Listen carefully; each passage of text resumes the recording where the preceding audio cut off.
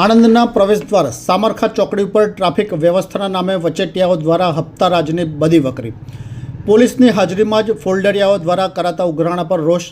જિલ્લા પોલીસ વડા દ્વારા પગલાં લેવા માંગ।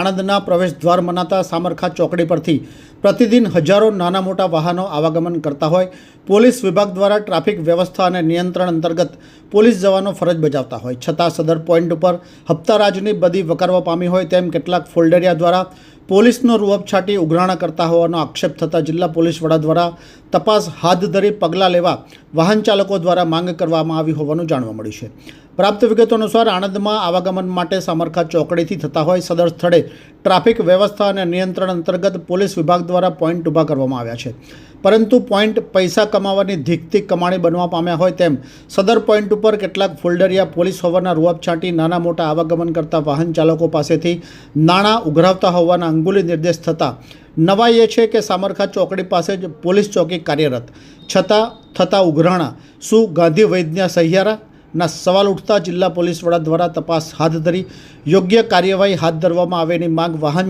ચાલકો દ્વારા કરવામાં આવી હોવાનું જાણવા મળ્યું છે। ये है हलचल टीवी नेटवर्क और आप देख रहे हैं हलचल टीवी न्यूज़।